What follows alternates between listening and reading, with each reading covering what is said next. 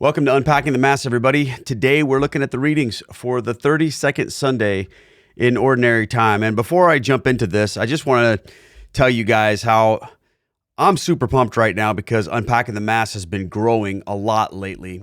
And that's given me a lot of inspiration. It's not just growing numerically, but it's also growing, I think, in fruitfulness. I'm hearing from so many of you out there who talk about how much this has helped them. And when we were on our trip, it was like, it just every other person that felt like came up to me and said, I love Unpacking the Mass, which has really lit a fire in me. And one of the things I'm going to be doing is I'm going to be redoing this entire operation here in my studio setup. I'm going to try to do what I can to make this more professional. It's going to lead to a couple of changes, though, that I will get into at a later date. Well, I might as well just get into them right now. I'm not sure exactly when this will start. It may be a couple weeks, but many of you remember when we first started Unpacking the Mass, I used to put the actual scripture verses on the screen. Now, if you're listening on podcast, this doesn't apply to you. But on YouTube, I would put a slide up with the scriptures and I would share my screen sometimes and we'd do that. And that was all fine and good. But I became aware of something that was a little concerning to me that is making me rethink that, which is the fact that, believe it or not, the readings on the website of the UCCB are they're copyrighted. So I'm not, that's why I haven't been doing that anymore. So what I've decided to do, though, is so that I can do that, I'm going to eventually, I'm not exactly sure when this is going to happen.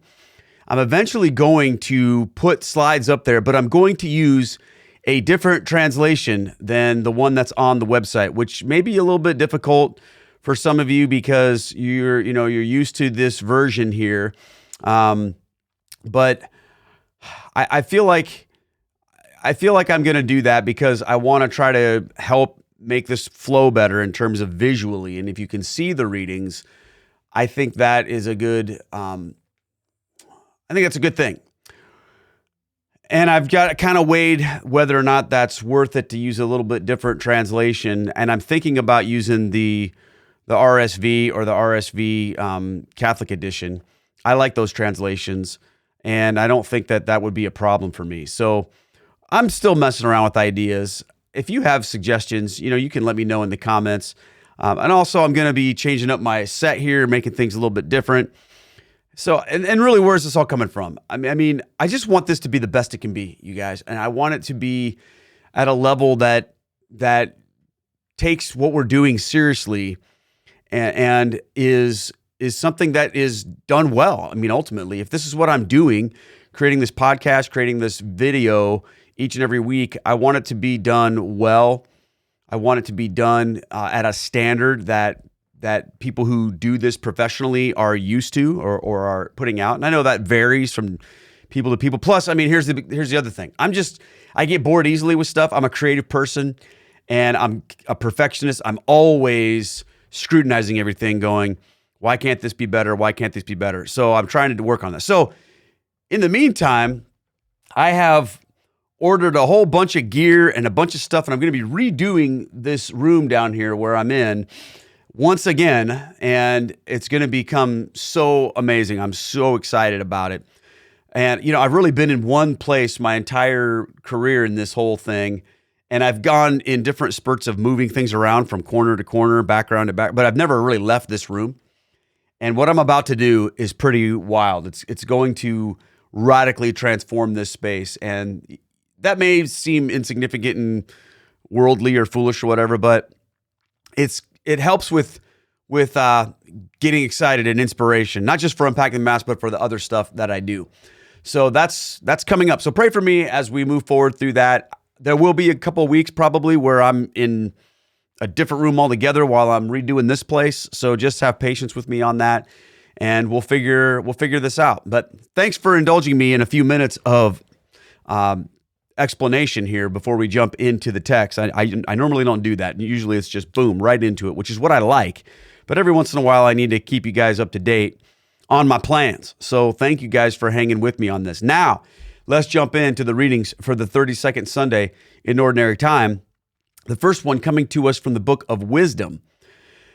Resplendent and unfading is wisdom, and she is readily perceived by those who love her and found by those who seek her. She hastens to make herself known in anticipation of their desire. Whoever watches for her at dawn shall not be disappointed, for he shall find her sitting by his gate. For taking thought of wisdom is the perfection of prudence, and whoever for her sake keeps vigil shall quickly be free from care. Because she makes her own rounds, seeking those worthy of her, and graciously appears to them in the ways and meets them with all solicitude. All right, let's talk about wisdom. What is wisdom? I think people sometimes confuse wisdom with intelligence or with street smarts or with knowledge. And I think that there's a distinction to be made between some of those things, because we've all met people who know a lot of facts, but really aren't that wise. There are plenty of characters in popular culture. I'm gonna show my age here, but you guys remember Cliff Clavin from Cheers? Cliff Clavin knew all sorts of random facts about everything, but he was also kind of a dork and kind of an idiot, and wasn't extremely wise in the ways of life. I mean, obviously he sat in a bar all day long, but he's a guy that you could think of. You can go, okay, well, I've met people who have a lot of knowledge about things, but they just make dumb decisions. And I've also met people who don't know a lot about a lot, but I just look at them and they're incredibly wise. Having book smarts, knowing facts is not the same thing as wisdom. There's a spiritual component to wisdom, and I think this text shows us that there is almost a relational component to it, from the sense that, wisdom is spoken of here in a third person, right? And in a personal way. Now, is wisdom a person? I'm not going to get into all of how that plays out. Some people take that to certain degrees, but what I am going to say is this imagery here is pretty powerful, because it shows that wisdom is available to people who want wisdom, which is interesting given what the Bible says in the book of James, chapter 1, verse 5. Listen to this. If any of you lacks wisdom, you should ask God, who gives generously to all without finding fault, and it will be given to you. And of course, we think about Solomon, King Solomon, who is described to be the wisest man ever, who, when the Lord asked him, what should I give you? He asked for wisdom, and it was given to him. Now, when he received this wisdom, did all of a sudden he know all of these random facts? No. But what he knew was how to make decisions. And that's really a simplified explanation of what I think wisdom is. And this is just me. I think wisdom is knowing how to make good decisions. And of course, good decisions are made in union with the will of God. Good decisions are made with a view of the future, not always the present. Because sometimes when we think about only what's going on right in front of us, we can make decisions that are unwise. How many of you have ever bought something in the moment that you shouldn't have bought, but in the moment you were seduced by it, or you had this weird situation where you justified something that was not smart, and maybe you overspent on a car or something, or whatever it might be? We've all done that, haven't we, my friends? But wisdom helps us to make good decisions, not just in the short term, but in the long term. And if you're a person who has struggled with decisions like that, and you always find yourself regretting things that you've done and going, man, why did I do this? Why did I do that? You need to ask the Lord for wisdom.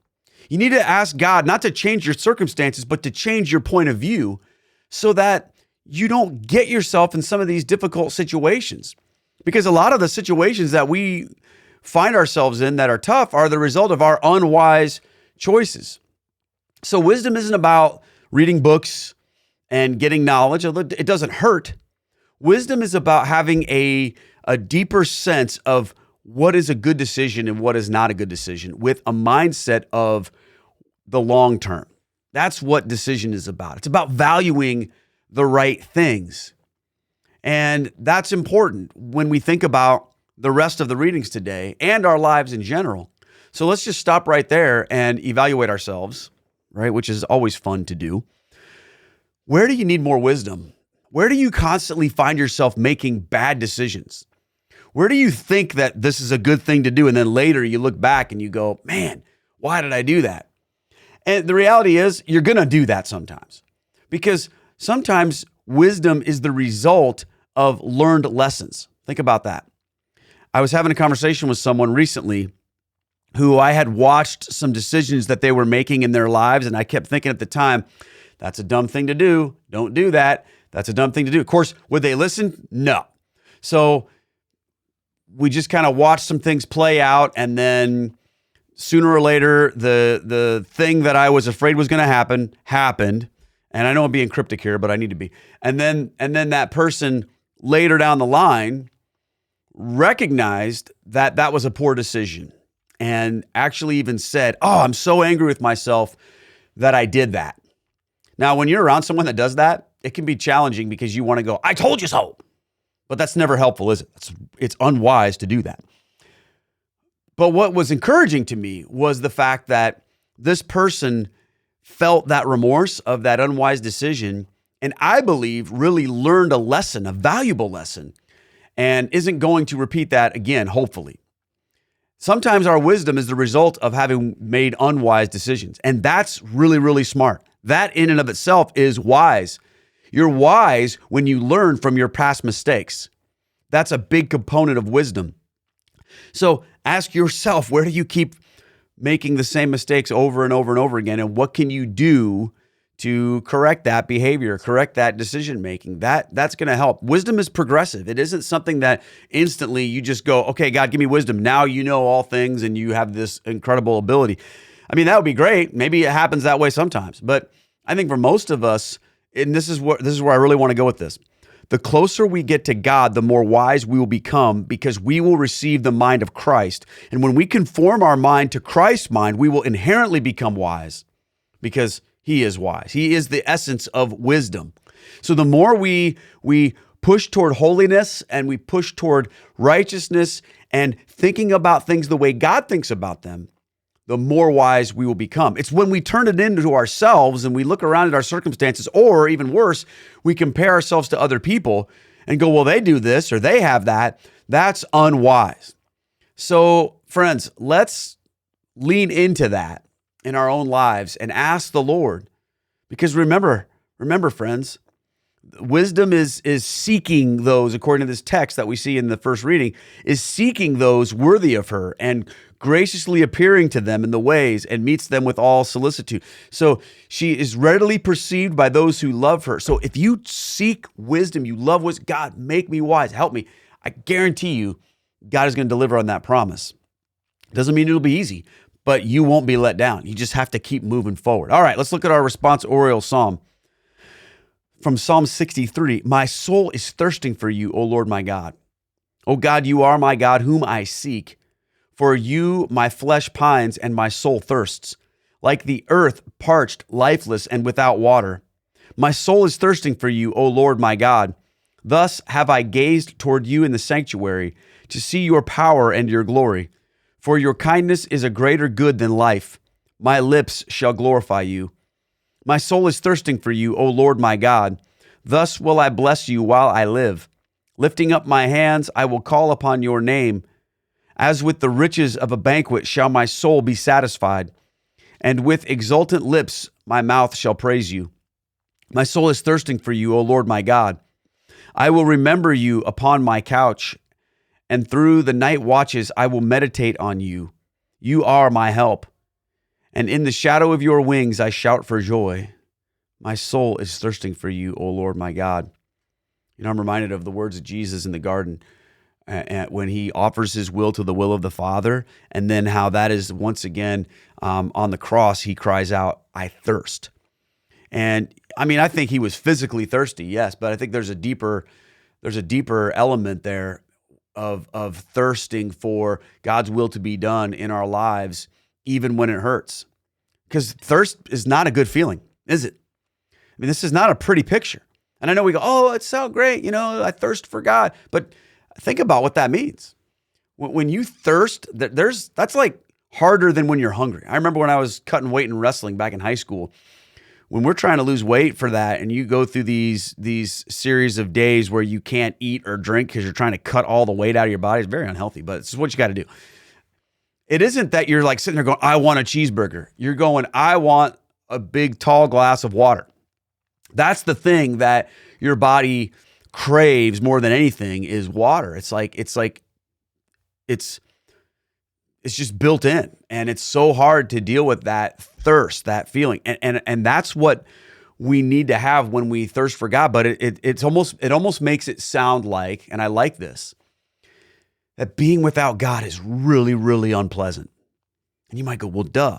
But how do we live in that reality? Do we have to force ourselves to go to Mass every day, or to read the Word, or to pray?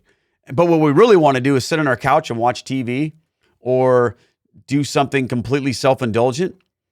Or do we thirst for God? We got to think about those things. And I want to get there in a more full way. I want to get to that point where to not pray is like intolerable. To not receive the sacraments is like, what? It's like not being able to breathe. That's the level of relationship we want with God that this psalmist is expressing. And normally I don't really dig into the psalm readings, but I just felt like that today. All right, let's look at our second reading from 1 Thessalonians 4:13 through 18. St. Paul writes these words. This is interesting. He says, "We do not want you to be unaware, brothers and sisters, about those who have fallen asleep, so that you may not grieve like the rest who have no hope.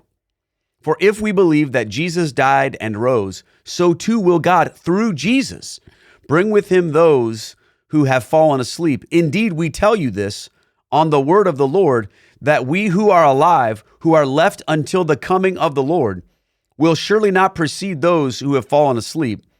For the Lord himself, with a word of command, with the voice of an archangel, and with the trumpet of God, will come down from heaven, and the dead in Christ will rise first. Then we who are alive, who are left, will be caught up together with them in the clouds to meet the Lord in the air. Thus we shall always be with the Lord. Therefore console one another with these words." Now, you might be going, whoa, Keith, I didn't know we were talking about the rapture. Well, we're really not. We're talking about the second coming of Jesus Christ. And I've got a whole video about that belief called the rapture. If you want to look at that, I'll leave a link to it in the description of this video. But this is one of those texts that people use to talk about this idea that Jesus is going to come back and people are going to be caught up with it. And we as Catholics, we 100% believe that. We do. It's just that we don't believe it's this secret thing that happens and it's like invisible and everyone just disappears randomly and everyone's like, what happened? And then all these things take place. We believe like this is when Jesus returns, this is going to happen. And that's the second coming of Christ, okay? So yeah, that is a Catholic thing to believe, and we absolutely do. Now, why is St. Paul saying this? Is he giving a course? Did he break out his end times chart and all of that? No, my friends. He's talking about what it looks like to be consoled in the grief of this world. He even says, therefore console one another with these words. The consolation that St. Paul is offering here is a consolation because people were dying. Remember, when the church began, there were many people who had heard the words of Jesus and his prophecies about you. Some of you will not taste death until you see the Son of Man coming back. There were people who were like expecting his imminent return. Now, those things were fulfilled that Jesus was talking about in many ways in Matthew 24, especially when the great and terrible day of the Lord, which is figurative language that was used to describe when the Romans invaded Jerusalem and destroyed the temple and destroyed the city. And it was as if a great and terrible day of the Lord. You got to remember, my friends, that's not something that you go, oh yeah, I forgot about that event. That was a big deal. The Romans coming to destroy the temple and the city of Jerusalem. And that was a prophet. Jesus said, not one stone here at the temple will be left upon another. Okay, so he's describing this coming judgment. And Old Testament language for the judgment of God was often used like this. And Jesus was using that kind of language. And now when this book was written, scholars believe this was before that happened. So He's not saying to people, all right, we know this already happened. So what, but this is coming. Now, what does St. Paul understand about what was going to happen in 70 AD? I don't know what he understood about that. I don't know that he had knowledge of that, but I think it's kind of prophetic that as history unfolds, people start to die. The church starts to die. So this sense that everyone standing here who was a part of Jesus' early ministry, that they're not going to experience temporal death because Jesus is coming back like within their lifetime right now or whatever. Well, as history begins to unfold, people are starting to die. And so there's all this grief. People are like, what do we do here? And what St. Paul is doing is he's saying, look, we've got to have a mindset for the future. And even when we go through these terrible things, which of course all this applies to us today, we have to remember we don't grieve the way the world grieves. And how does the world grieve? According to St. Paul, the world grieves with no hope. Why? Because according to the world, when you die, you're just dead. The electrical impulses in your brain, the chemical reactions that comprise your consciousness are just done, and so are you. That's the secular worldview of what happens when a human being dies. And it's pretty hopeless, isn't it? And what St. Paul is saying is, look, no, we don't live in that mindset. We have hope because of Christ's resurrection. There's a promise that we too, through Jesus, we will rise again as well. This is not done, my friends. And I know that for a lot of us who've gone through grief, which, if you live long enough, it's going to be all of us. We need to understand that. We need to grieve not as the world grieves, but with a mindset of what's really going on here. Because we don't want to go through life with hopelessness. Now, does this mean that it's wrong to grieve or to be sad when you've lost them? Of course not. Jesus wept the death of Lazarus, and he knew that he was going to be walking out of the grave like right then. Well, we understand that. It's painful, obviously. I don't even need to say that. But there's a difference between letting that pain be contained to what we experience in this world versus like making it this ultimate thing that robs us of any joy or consolation. And St. Paul wants us to understand that. We need to have hope. Now, maybe you're going through grief right now and you don't feel any hope. I want you to be patient with yourself. I want you to give yourself grace. And I want you to understand that the love of God in your life is going to pour itself out to you, because we know that St. Paul also says in Romans that nothing can separate us, not even death can separate us from the love of God.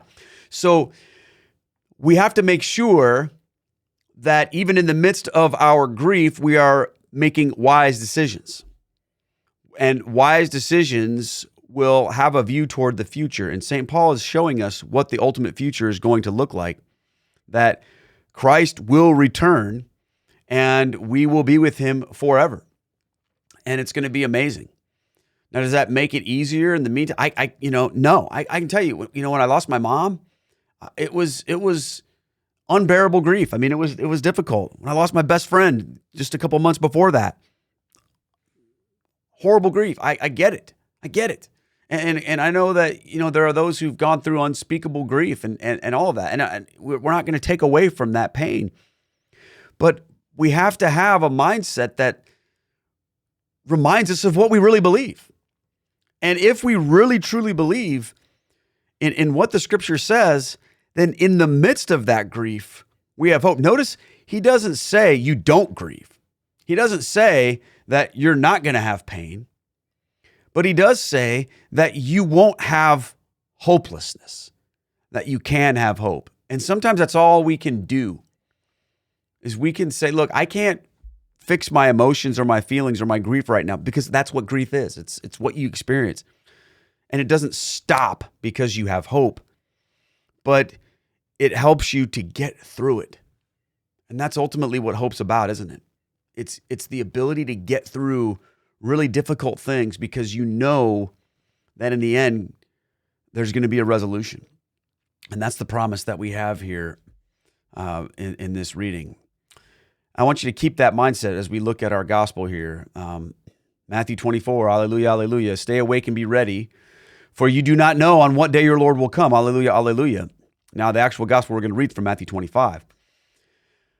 But go back and read Matthew 24 for a minute, or take a little bit.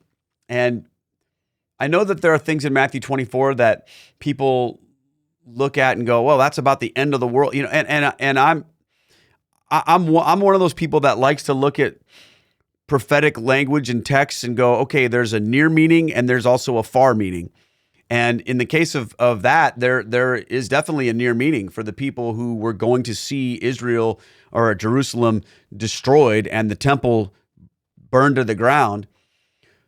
Pretty cataclysmic event, right? And Jesus talks about that. But there's also a far meaning of what's going to happen at the end of all things when the second coming happens. But let's talk about how we're supposed to be in the midst of all that. Matthew 25, verses 1 through 13. Jesus told his disciples this parable. The kingdom of heaven will be like 10 virgins who took their lamps and went out to meet the bridegroom. 5 of them were foolish and 5 were wise. The foolish ones, when taking their lamps, brought no oil with them, but the wise brought flasks of oil with their lamps. Since the bridegroom was long delayed, they all became drowsy and fell asleep. At midnight there was a cry, "Behold, the bridegroom, come out to meet him." Then all those virgins got up and trimmed their lamps. The foolish ones said to the wise, "Give us some of your oil, for our lamps are going out." But the wise ones replied, "No, for there may not be enough for us and you. Go instead to the merchants and buy some for yourselves." While they went off to buy it, the bridegroom came, and those who were ready went into the wedding feast with him. Then the door was locked. Afterwards, the other virgins came and said, "Lord, Lord, open the door for us." But he said in reply, "Amen, I say to you, I do not know you. Therefore stay awake, for you know neither the day nor the hour." All right, this is an interesting parable. And I want to ask this question: what does it mean to be wise in the context that Jesus is giving us? And, we see two groups of people here in this parable, those who are called wise and those who are called foolish. And the real difference between them is preparation, is being ready. That's really the ultimate deal. Now notice they all fell asleep. It doesn't say just the foolish ones fell asleep. It says they all fell asleep, but when the voice came to say the bridegroom is here, when they awoke, one group was ready and the other one was ill prepared.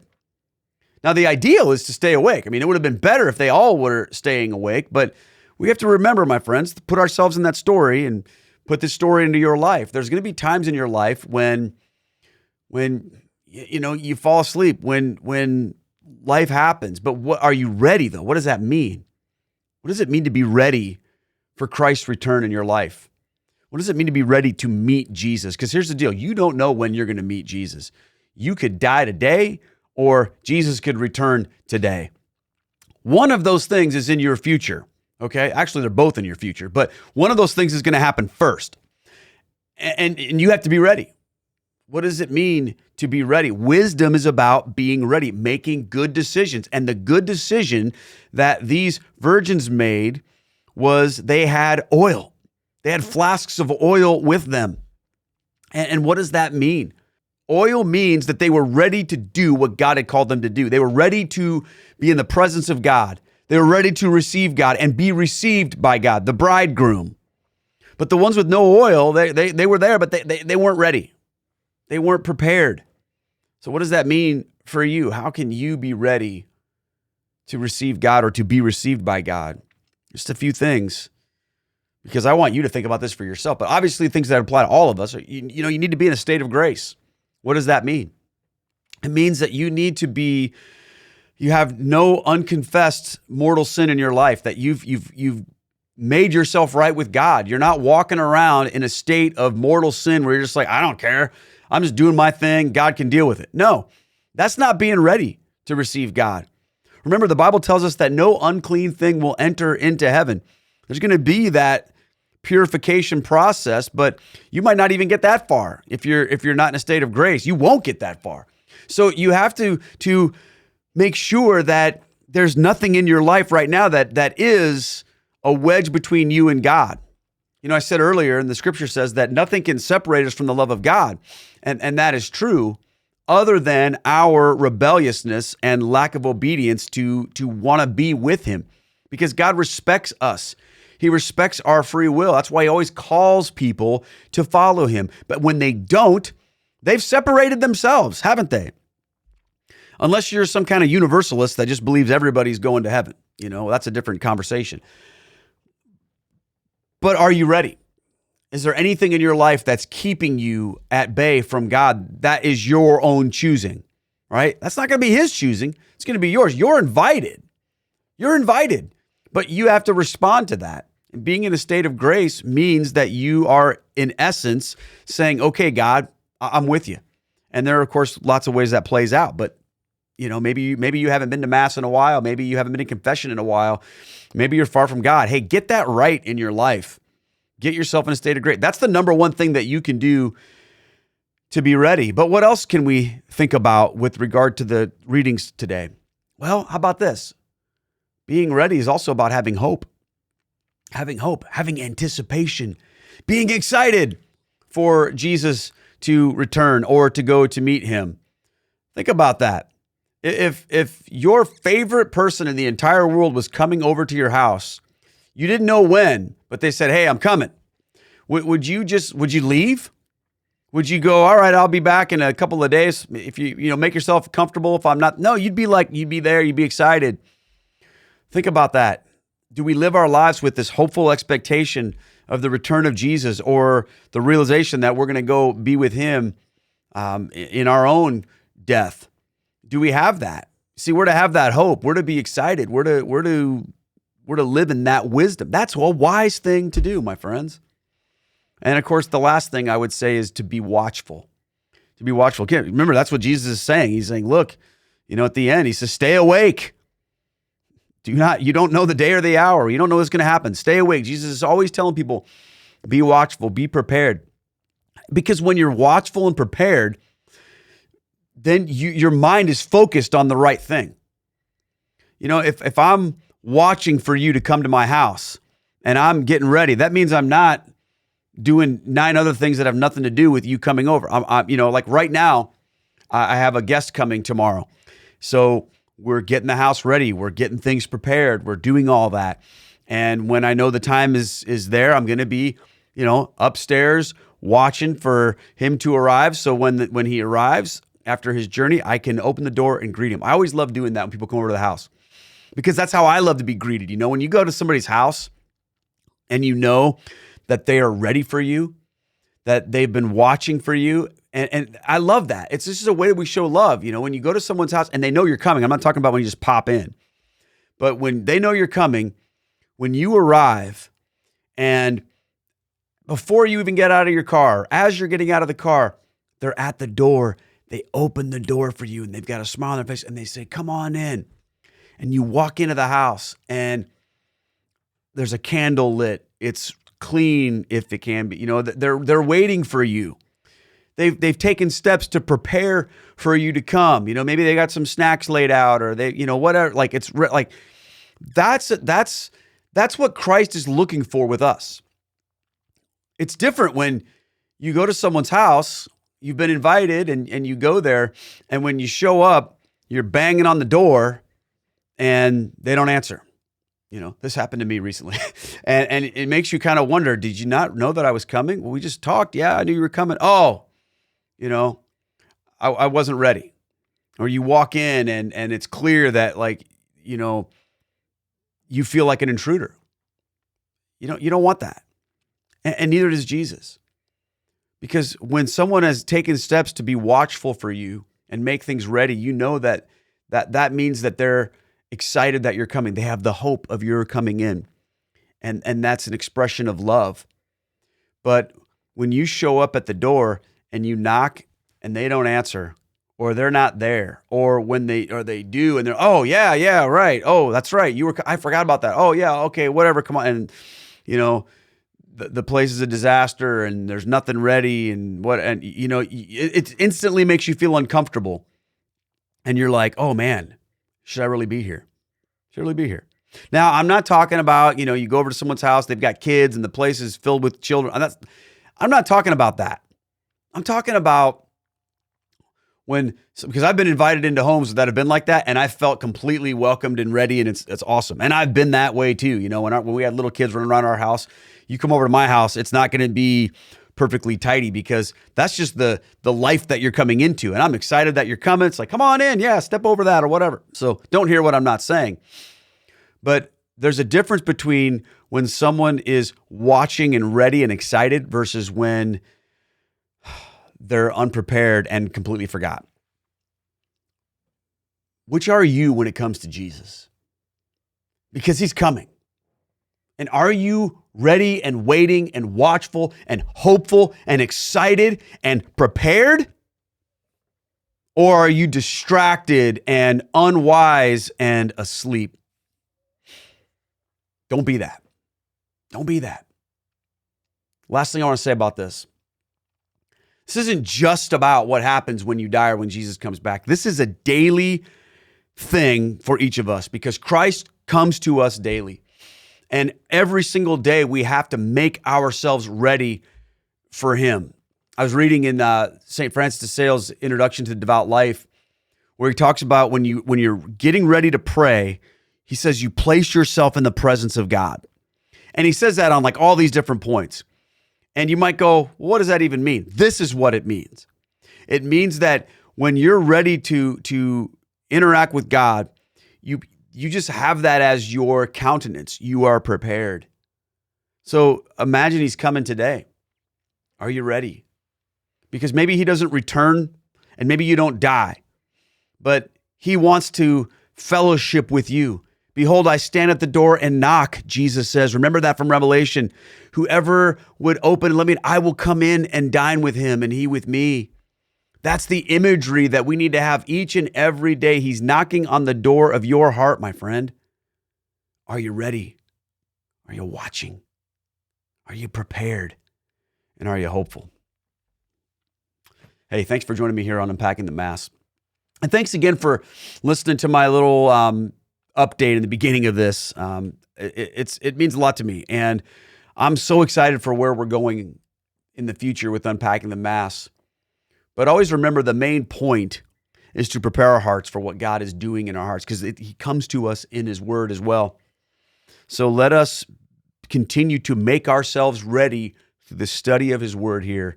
That's what we're doing. That's what this is all about, my friends. And when you partake in Unpacking the Mass, that is part of this process. So thank you for doing that. I think you made a wise decision clicking on this video or listening to this podcast.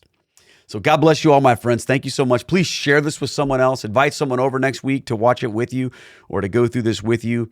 And together we will continue to make ourselves ready for the Lord. God bless you all. Take care. And I'll see you next week here on Unpacking the Mass.